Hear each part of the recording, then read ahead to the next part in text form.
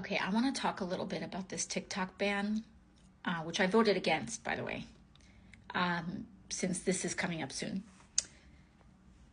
Last year, when they brought this ban up for a vote, number one, they said it's a national security issue, it's a national security issue. I said, okay, that's serious.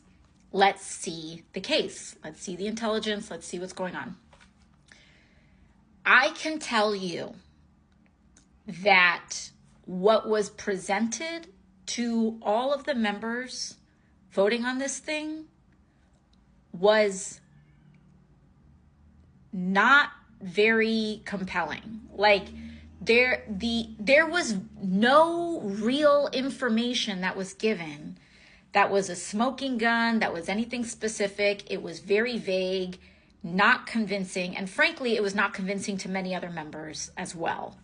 In fact, very high-ranking members on the House Foreign Affairs Committee came to me after the briefing, and they were very shocked and pretty surprised at the lack of substantive information in the briefing. They were genuinely expecting there to be some real or compelling intelligence shared that would substantiate the argument.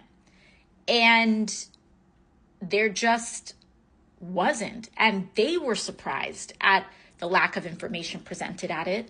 And then also, additionally, this bill, which is very large and substantive, like in terms of its impact, came to the Energy and Commerce Committee. It was marked up and it was brought to the floor like in a matter of, 1 or 2 weeks. I'm trying to remember, was it just a few weeks, which is very, very fast. Very. Additionally, the degree to which corporations surveil the American people without genuine consent and without real mechanisms for opting out should be illegal, point blank, period.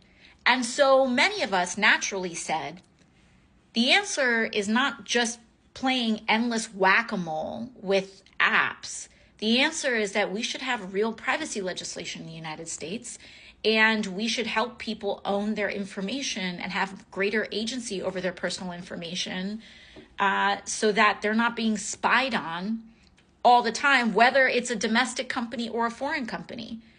So we need to actually have privacy laws in the United States, to which, of course, big tech is going to fight against, and their lobbies are going to fight against. So they just target an app instead of targeting the problem.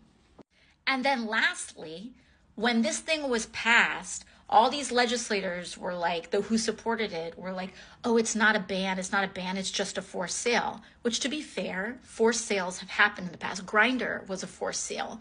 And they'll say it's not a ban, it'll be a forced sale, it'll be fine. Well, first of all, they provided very little time for that to happen. For an app that big, like who's going to buy TikTok? Hello, like it's very large. But besides that, after leaving no time for a forced sale, now here we are. And I would say that the lack of forethought and the rushed nature of this bill is now evidenced by the fact that both the Biden and Trump administrations are now looking to see if there's any way to reverse or stall it. And if they're looking at that now, why didn't they look at it then?